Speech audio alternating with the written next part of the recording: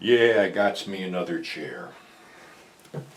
Yeah, last chair I had up in the attic I dragged down. See if this one decides to sink to the ground anyway. But anyway, welcome back to another edition of 42nd Street Pete's Grindhouse. And unfortunately, since our last show, we've had a bunch of passings. Frederick Forrest, who went from Andy Milligan films to Apocalypse Now. And I think one of his better roles was in The Don is Dead, the mob movie from the 70s.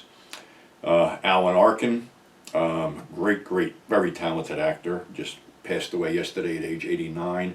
One of the roles I do remember Alan in as the leather-jacketed sunglass killer from Wait Until Dark. That was a good one too. And unfortunately, pro wrestler Darren Drozdoff passed away yesterday, according to his family, from natural causes. Darren was put in a wheelchair by a botched move on a TV match. I believe it was D'Lo Brown dropped him on his neck and broke his neck and became a quadriplegic. One good thing the WWE did do was keep him employed up until when he passed away. So that's kind of sad. But anyway, it is the weekend of America's birthday. And I think it's also the start of America's death knell.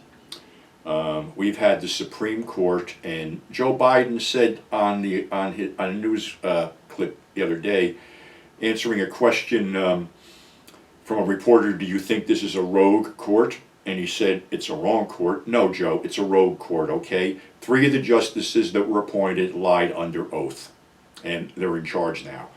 So basically, they are turning back shit that happened 40 years ago, that the gains we made in the last 40 years are being reversed by 6 people who basically should be wearing not black justice robes, but should be wearing the real robes that they represent, white robes and white hoods.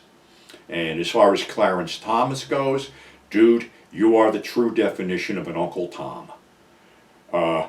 Affirmative action helped you, yet you won't let it help anyone else. You're just proving over and over what a corrupt fucking piece of shit you are, just like the rest of them, Samuel Alito, Roberts, all of them. Corrupt pieces of shit, and Amy Comey Barrett, you're nothing more than a born-again baby factory. That's all you are.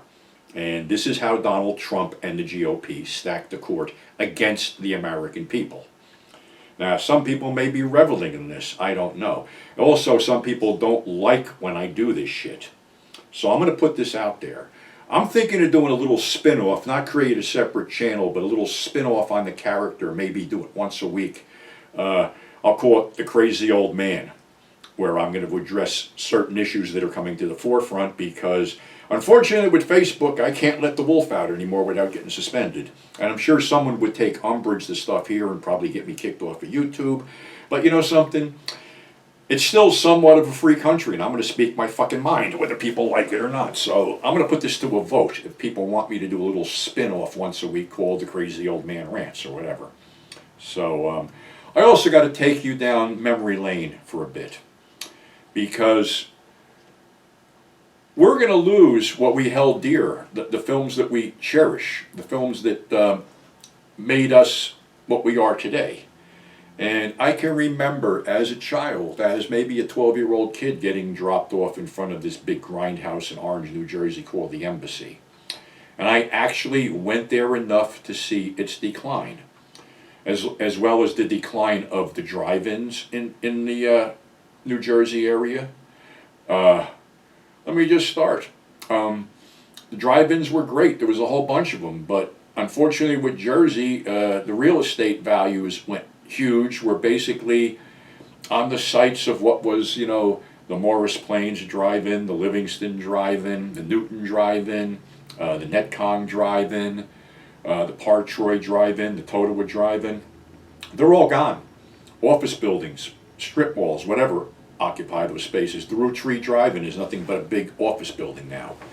So I got to see, you know, them fall one by one. And unfortunately, I got to see the Grindhouses fall one by one. When I first started going in the 60s, you know, they were sort of beat up, but they were still sort of opulent. As we segued through the years, they weren't kept up. Seats were broken, seats were ripped out, seats weren't replaced.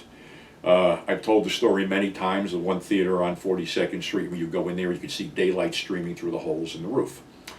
It got to the point where marquees were crumbling and basically almost falling down.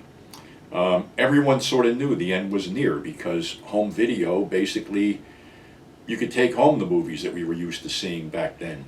So in the case of the Embassy, the last film I saw there was Fighting Fists of Shanghai Joe and Return of the Dragon.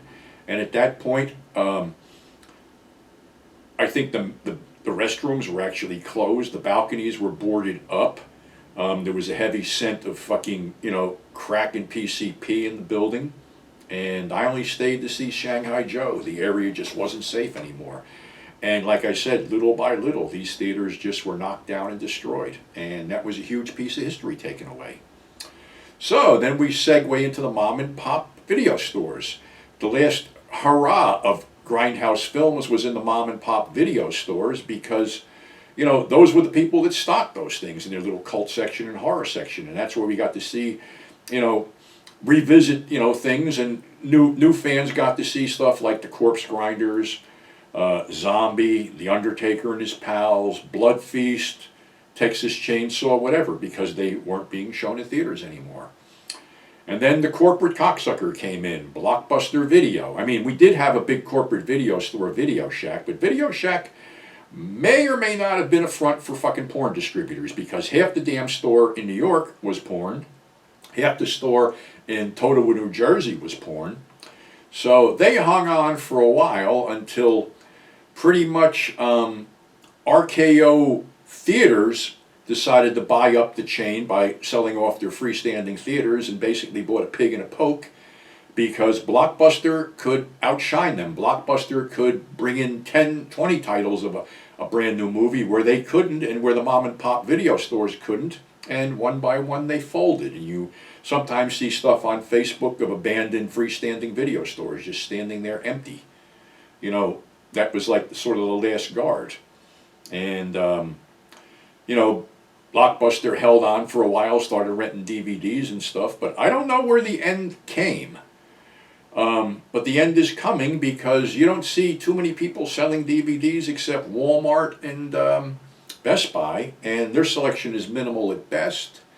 And today I just read something on the Vinegar Syndrome website that they're basically phasing out their adults only and exploitation stuff into a different little thing, which means, and this is from people I know that have, their finger on the pulse of the industry, that the purge is coming. It's inevitable. The purge is coming. And if you don't think the Supreme Court is done, you're right, they're not done.